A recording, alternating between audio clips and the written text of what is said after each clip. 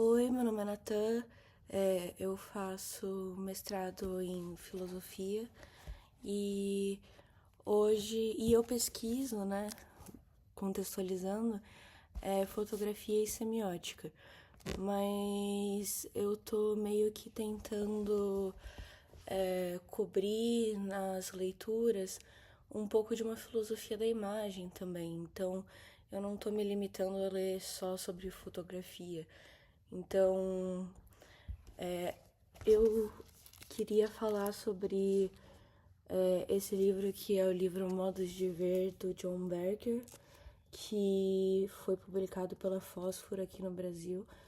Ele é um livro bem curtinho e ele é um livro que ele é feito com ensaios imagéticos também, né? Alguns capítulos são ensaios visuais.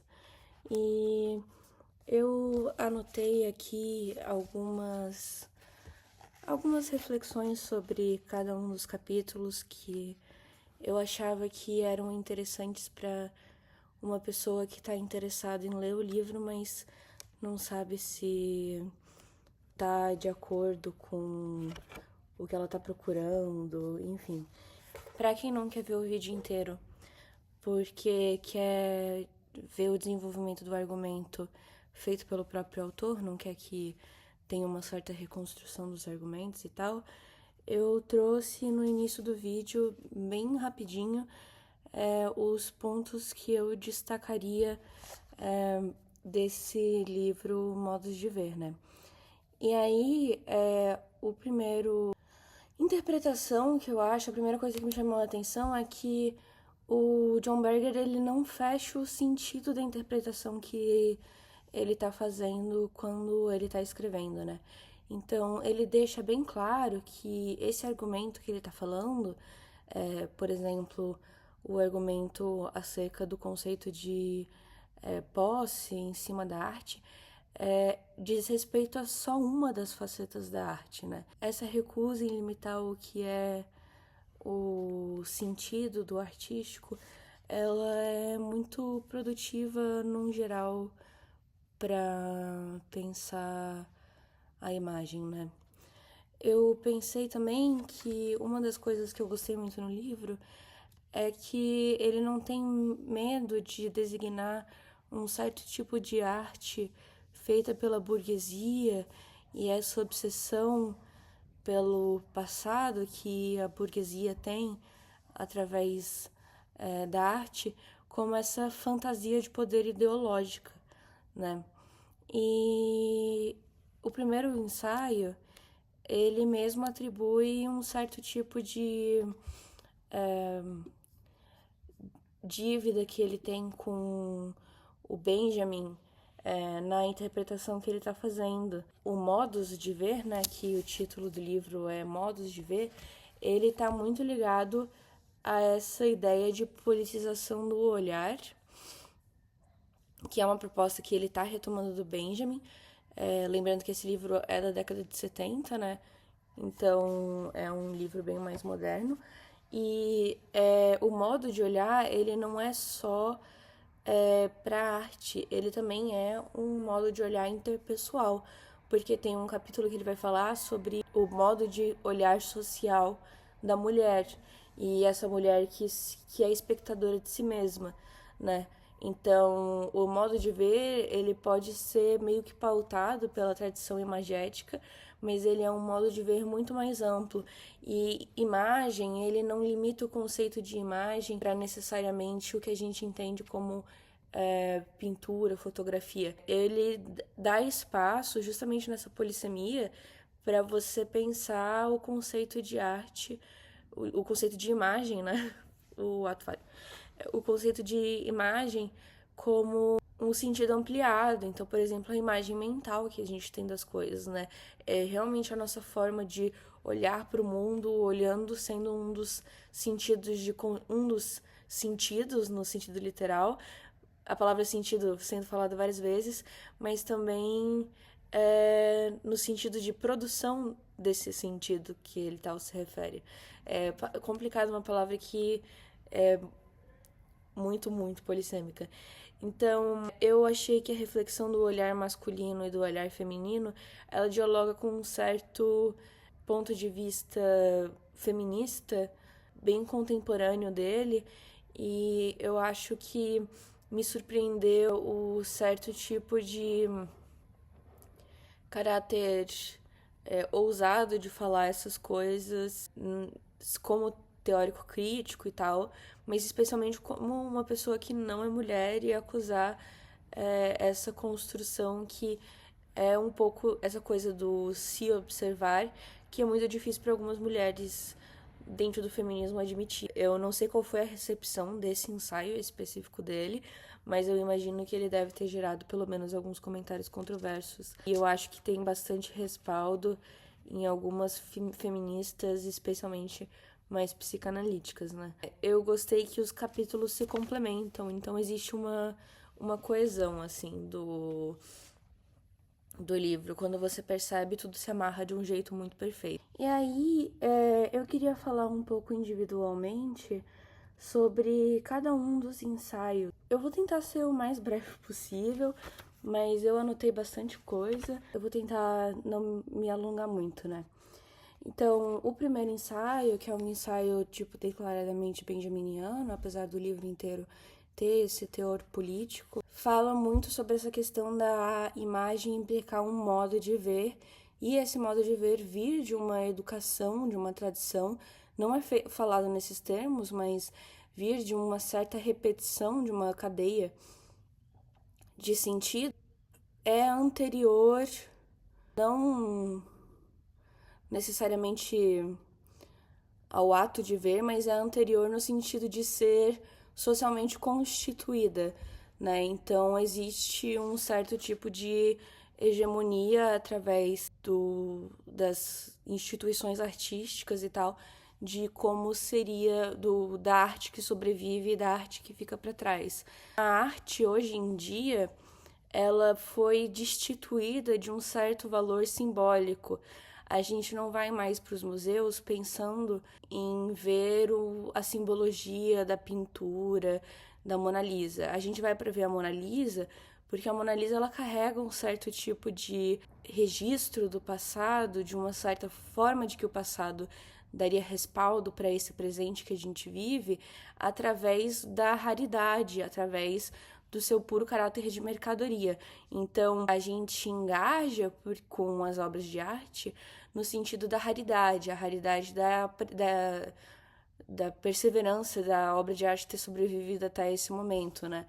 E a gente acaba se limitando a ver a obra de arte nesse lugar de mercadoria e assim reificando a relação com a relação com a expressão artística, né? Porque ela deixa de participar de um certo tipo de história cultural dos nossos antepassados e ela passa a virar esse produto, né? Ela se torna uma coisa em si mesma. Ela deixa de participar dessa consciência de um certo tipo de historicidade do nosso passado. E aí, nesse processo, você aliena a classe. Ele nunca usa o termo classe trabalhadora, ele acaba falando sempre em termos de classe oprimida, mas então essa classe oprimida é alienada do direito de memória e de passado, tornando necessária a politização do acesso à arte no passado. Então, o ponto dele é que a arte do passado se torna uma pauta política justamente na necessidade de reconstituir a relação que nós temos com essa arte, né? E ir contra a ideia de que essa arte, de alguma forma, representa um certo tipo de continuidade de um status quo que vem anterior a nós.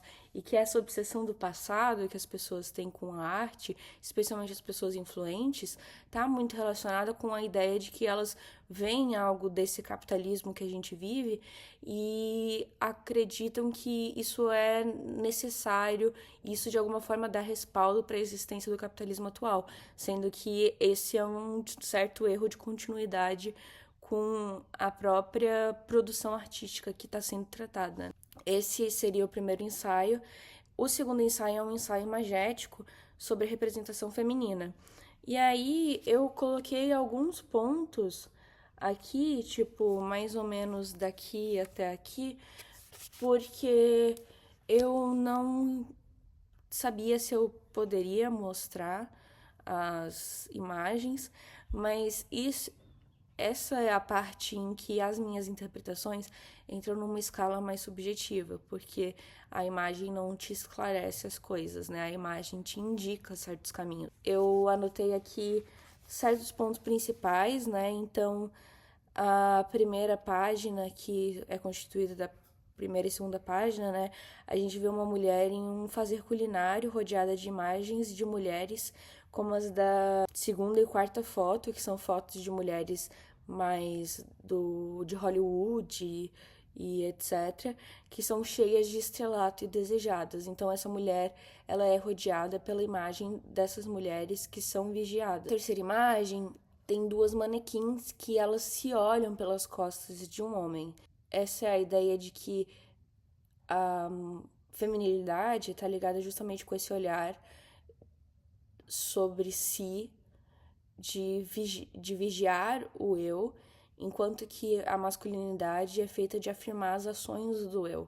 Então, a mulher da quarta foto, que ela tá com um vestido longo, meio que num tapete vermelho, sendo observada por, tipo, vários homens, ela é tão manequim quanto as manequins da foto anterior, né?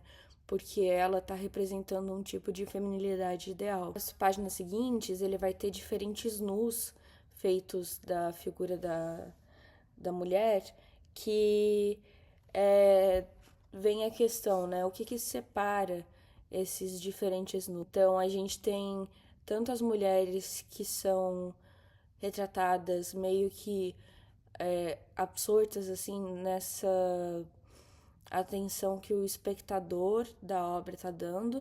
Então, é uma relação em que a mulher, ela não tá, a mulher representada, ela tá a serviço do olhar do dono da tela ou das pessoas que estão no museu em que a tela está, mas especialmente na relação de posse que se tem com as telas. Por outro lado, na foto da página da direita, tem uma foto de uma mulher que a atenção dela dentro da própria tela é com o seu parceiro de cena da tela, e é uma relação de ser cuidada.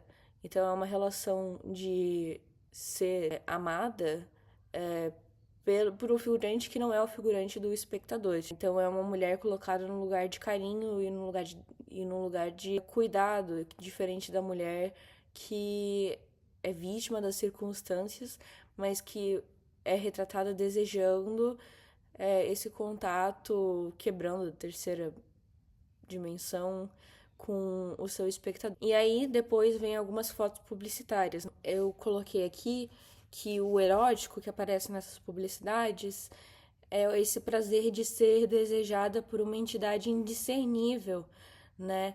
Pautando o seu próprio desejo por si mesmo e pelos corpos dos anúncios. É uma dimensão meio homoafetiva e meio homoerótica. Essa publicidade, ela é feita a publicidade direcionada às mulheres, mesmo que tenha outras mulheres na publicidade, ela é desejada para evocar o desejo da mulher. E isso afeta uma dimensão de tanto o que a mulher gostaria de ser em um certo tipo de projeção, mas o que ela admira na feminilidade das outras mulheres.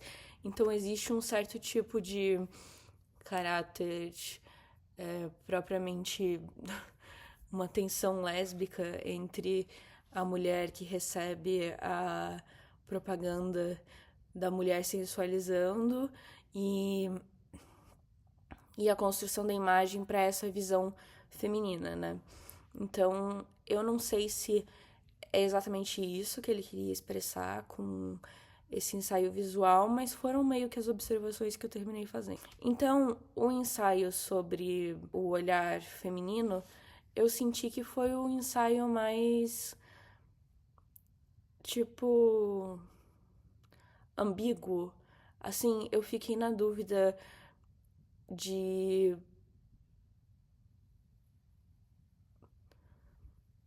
Eu não sei, eu fiquei com uma sensação assim de que, tipo, foi muito legal, mas eu não sinto que ele traz, tirando o conceito de posse da relação da obra, do mercado e etc. Eu não sei se ele traz algo novo. Então eu fiz algumas anotações um pouco mais breves, só para capturar o meio que o sentimento geral desse ensaio, né? Então, para ele, o homem sempre é nele mesmo e a mulher fica presa nessa dimensão do olhar do outro e do olhar próprio. Ela se torna espectadora de si mesma e ela vigia, e eu acho que cabe uma coisa meio Foucaultiana, assim, ela vigia também as outras mulheres e monitora essa feminilidade que está sendo performada por outras mulheres. O nu sempre aparece como um local onde a mulher é captada para atender e o olhar, desculpa, a minha letra é muito ruim. O olhar do proprietário da tela. Seu nu é sempre posicionado em direção ao olhar do espectador e não das outras figuras em cena. Isso foi uma coisa que apareceu também no ensaio visual, que foi mencionado mais cedo, né? Então, o espelho, e aí tem o exemplo de obras de arte em que são nus, que envolvem espelho. O espelho sempre como essa metáfora de que a mulher é conivente nessa própria objetificação que ela é vítima.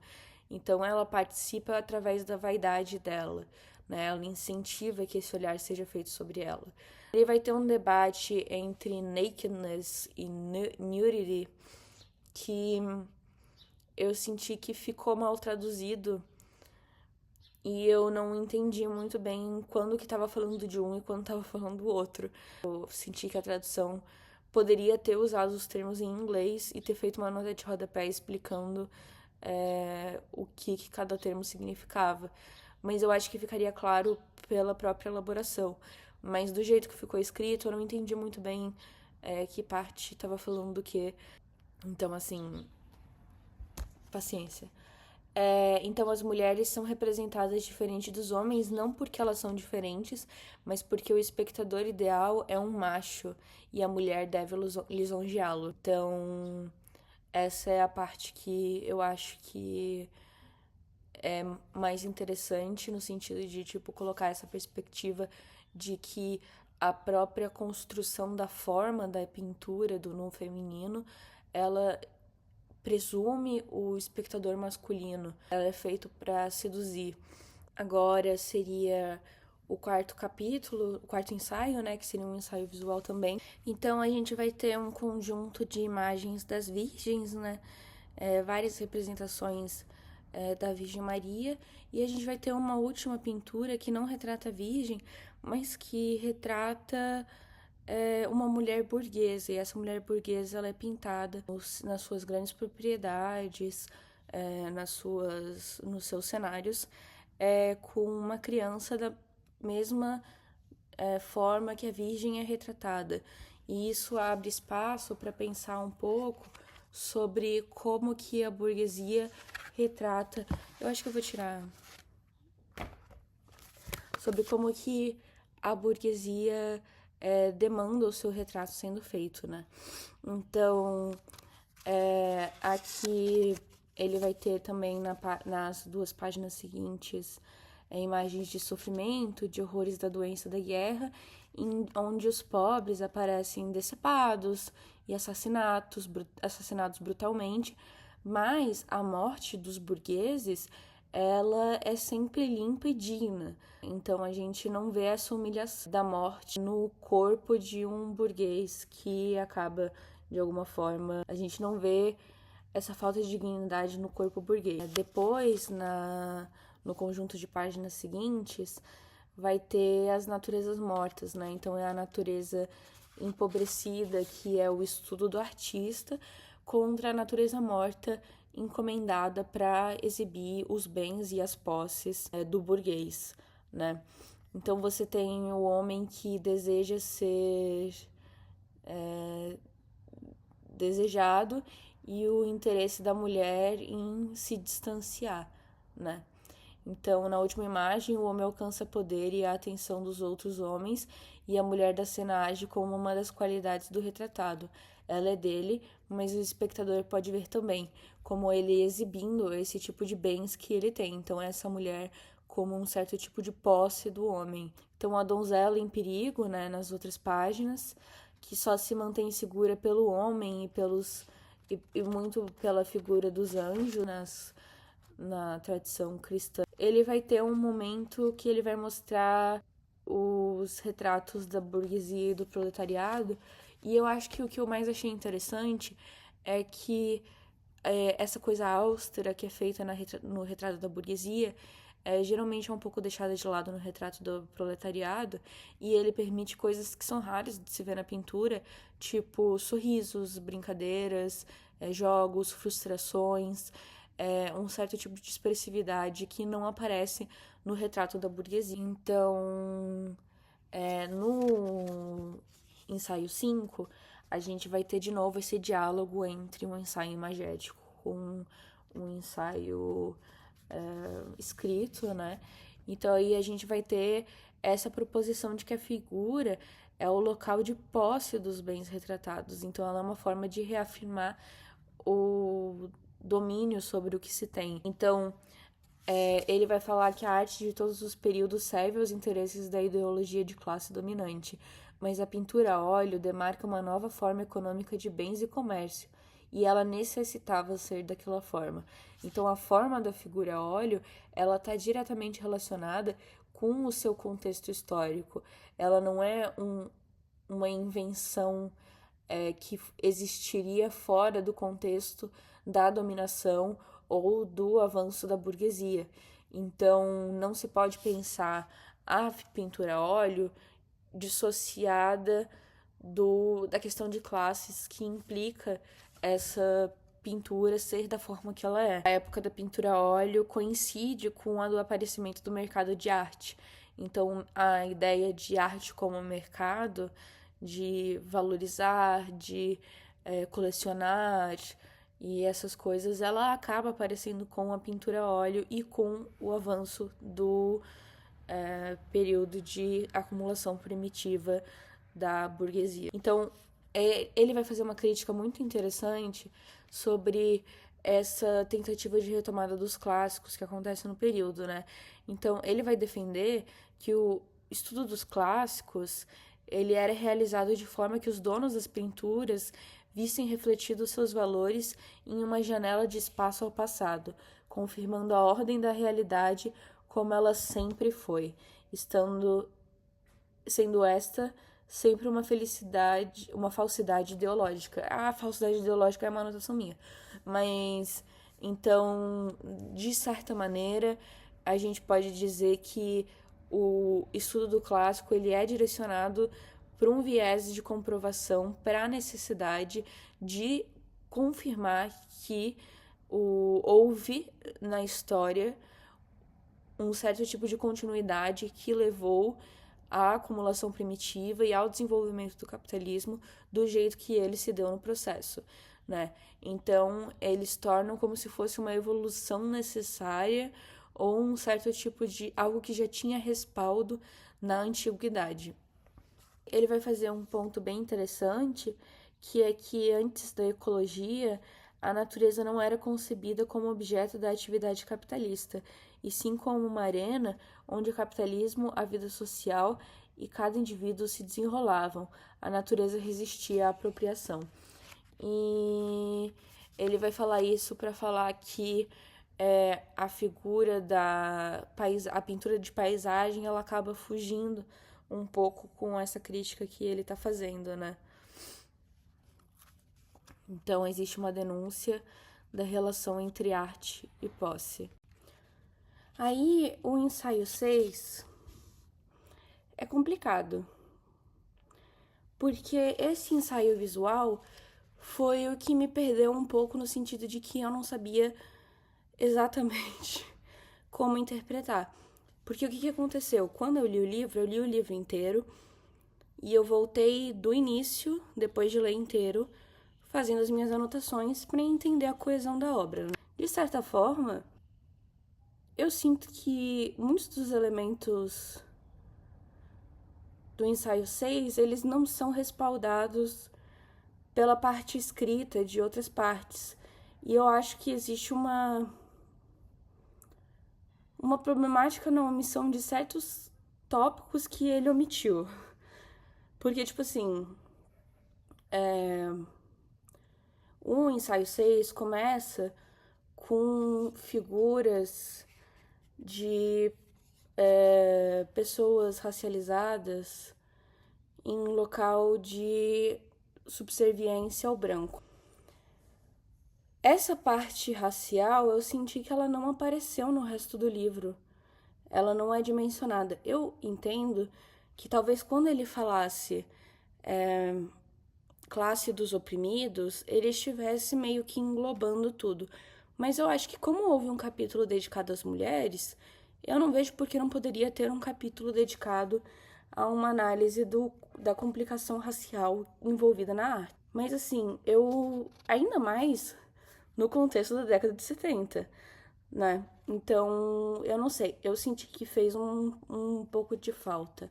Mas, então, é muito suposição o que eu vou falar sobre esse ensaio, porque eu senti que ele não tem muito respaldo no resto do livro.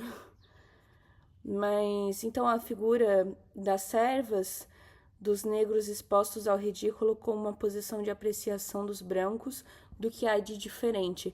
Então, essa questão de alteridade do que é eu e o que é o outro. É uma questão do retrato feito diferentemente da figura do senhorio com os seus servos para demonstrar a força do senhorio e etc., em que o servo sempre aparece, um servo racializado, né? Esse servo sempre aparece feliz em contraste com a pintura de dois jovens, me parecem jovens pela pintura, mas que são racializados e que estão cansados, né? Tipo, parece que eles tiveram um longo dia. Isso retoma um certo tipo de humanidade, no sentido de que eles tiveram um trabalho exaustivo sendo feito e eles têm certos sentimentos complexos. Você vê que eles têm sentimentos complexos por trás da pintura, tratados de uma forma muito mais humana do que esses coadjuvantes das pinturas dos brancos, né? Tipo, a representação da infância, né? Como distinta nos períodos, então, como é por isso que eu falei que esse ensaio é meio confuso, porque eu achei que tava indo pra uma pegada racial e daí do nada corta pra fotos de crianças brancas, e aí eu fiquei tipo, tá, né?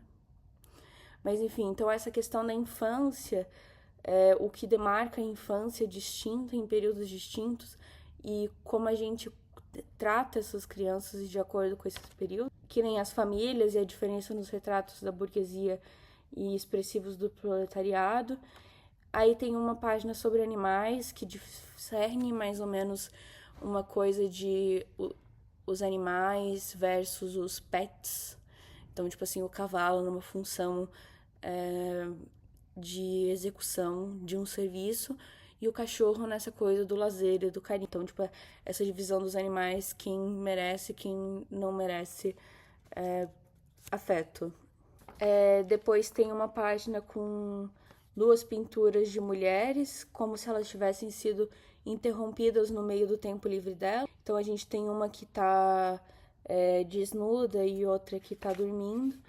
E nas últimas páginas a gente tem os museus e as galerias meio que questionando o lugar da arte. E aí foi o que eu falei, tipo, é um pouco... eu acho que na tentativa de encompassar tudo, ele acabou falando nada nesse. Mas não é que ele deixa de ser provocador em um certo grau. A tentativa de você tentar identificar qual é a linha de raciocínio por trás, ainda é interessante. Mas eu sinto que esse é o ensaio mais fraco do livro. E eu acho que é uma oportunidade perdida, porque eu acho que falar da questão de raça teria sido muito interessante.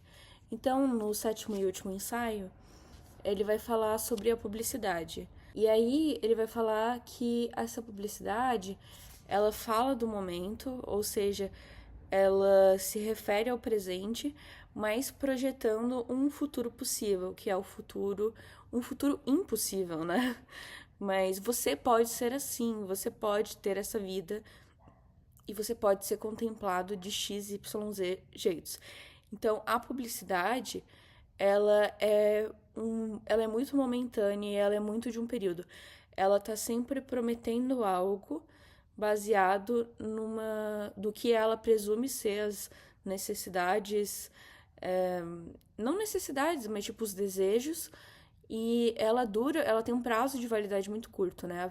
A publicidade não é algo que é eficiente ao longo de um longo período. Então ela é fugaz, ela tem essa coisa meio imediata, né? Ela fala imediatamente do futuro. Então, toda a imagem publicitária reforça as demais. Não é só um agregado de mensagens, é uma linguagem. Então, essa ideia de que, tipo, apesar de você achar que são marcas disputando umas com as outras o dinheiro dos compradores, dos clientes, no fundo, elas estão reforçando umas às outras através de uma repetição de linguagem. E elas estão formando um certo tipo de percepção. E a arte na publicidade, daí ele vai estar publicidades que referenciam obras de arte, ela vai cumprir duas funções, né? Ela associa a arte com dinheiro, então a arte é riqueza, tanto riqueza de dinheiro quanto riqueza cultural, é uma coisa de superioridade. E ela também representa essa expressão do vigor da cultura. Então, essa sabedoria que ela reforça no consumidor. Porque o que acontece? Na publicidade, você não escolhe obras de arte totalmente famosas, mas você não escolhe totalmente obscuras. Você escolhe uma obra de arte que um consumidor médio provavelmente teria tido acesso. E esse consumidor, quando vê uma obra de arte que ele julga ser uma coisa que difere ele dos outros, por ele conhecer aquela obra, ele sente que o seu conhecimento é validado e, de alguma forma, ele é representado como intelectualmente superior por ter esse tipo de conhecimento.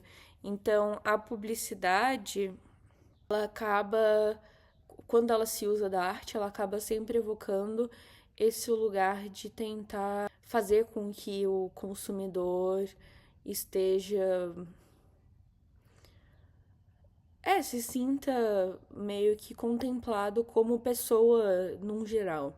Não adianta falar que a publicidade banalizou ou de alguma forma desvirtuou a arte, porque a arte sempre foi pautada pela lógica da posse. Ela é uma continuação da pintura a óleo no sentido de que o ser é ter, né?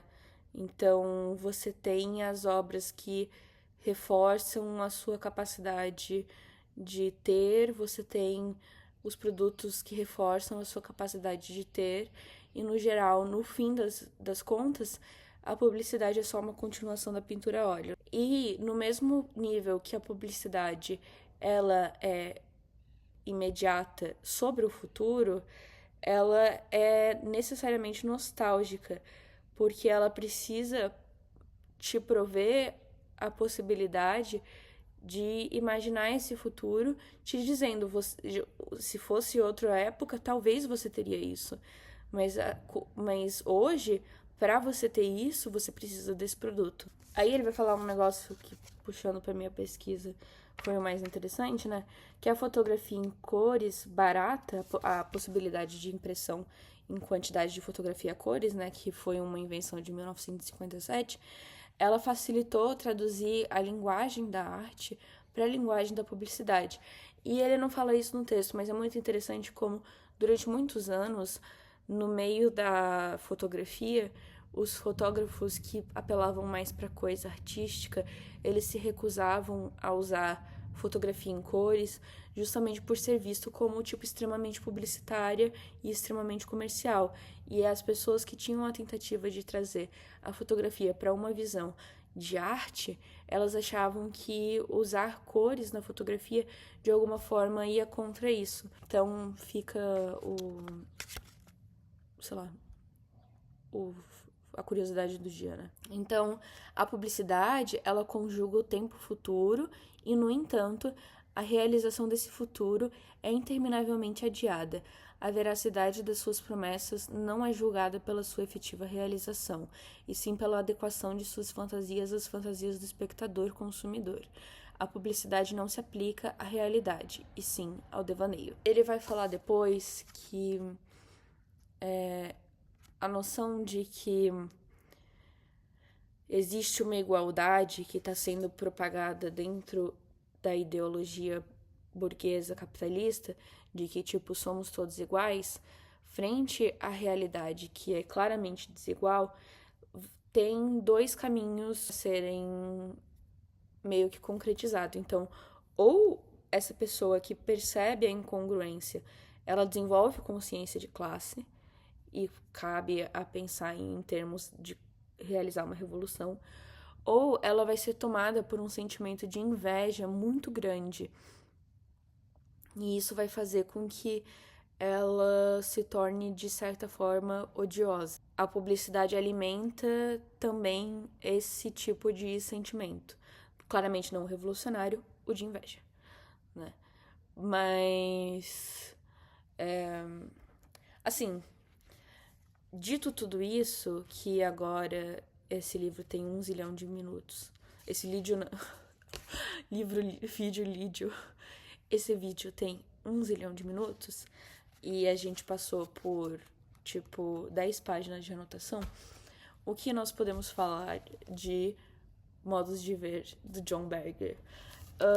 Curto, muito interessante. Eu acho bem provocador. É um livro bem simpático para quem não leu muito sobre o assunto, sabe? Ele não é que nem um Didi Uberman, que é um pouco mais obscuro. Eu achei bonitinho a introdução feita pela Jaimília Pereira de Almeida. Eu achei fofinha. E é isso, sabe? Tipo, eu não costumo avaliar livros teóricos. Eu geralmente não dou nota para livros teóricos, porque eu acho que dá de aprender qualquer coisa em qualquer livro. Mas eu daria um 4,5. Se desse de dar meia estrela. 4,5. Eu acho que é. Enfim, recomendo muito para quem quer uma leitura curta sobre imagem e arte. E eu farei outro vídeo, em algum momento. É isso. Tchau, tchau.